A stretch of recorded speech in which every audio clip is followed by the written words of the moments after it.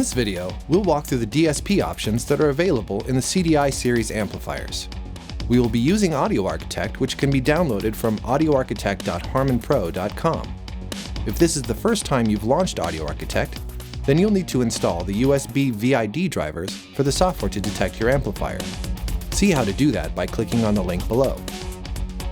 After your amplifier has been detected, you will see it in the Discovered Devices drop-down menu. Click and drag it to the Room window. If you're not already online, click the Go Online button. Click R to receive settings from the device, or S to send settings to the device. With your CDI amplifier online, double-click on the amplifier icon. This will open the signal path panel, showing the options available to program. Since both channels are identical, we will only focus on channel path 1. Double-clicking on the input icon will open the input settings for that channel. You'll see 3 input modes: stereo, sum, channel 1 and channel 2, and input Y. Stereo gives you 2 independent channels. Sum channels 1 and 2 will take a stereo input signal and sum it together.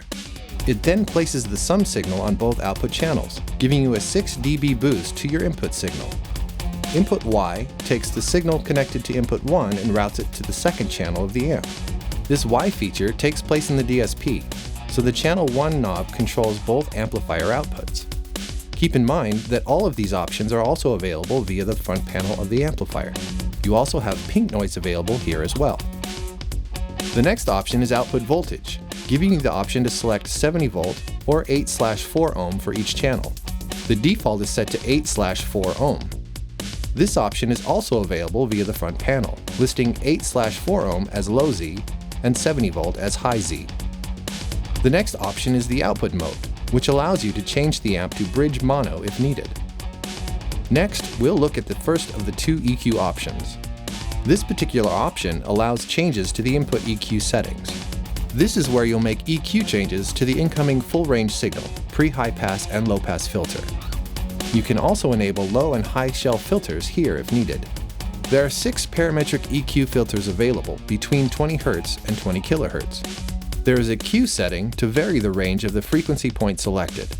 There are also faders to boost or cut an EQ point by plus or minus 15 dB. This feature is only available in the software. The next option is the crossover. You can set the amp for bi-amp mode or configure each channel individually.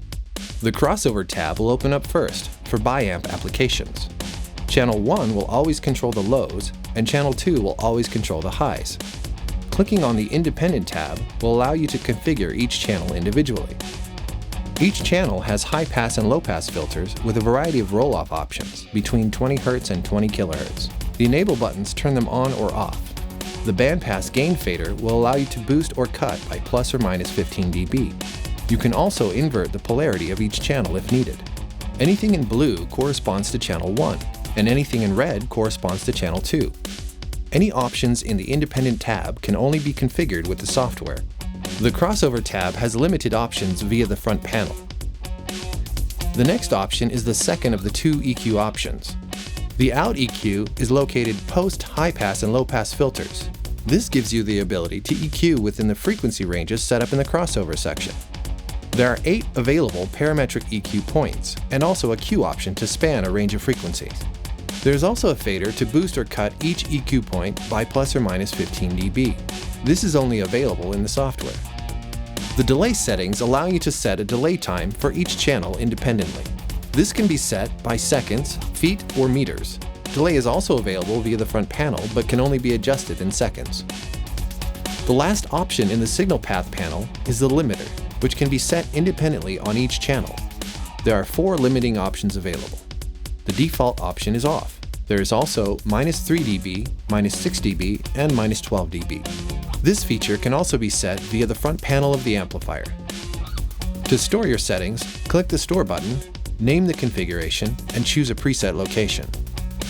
If you have any questions regarding DSP configuration, please visit www.crownaudio.com.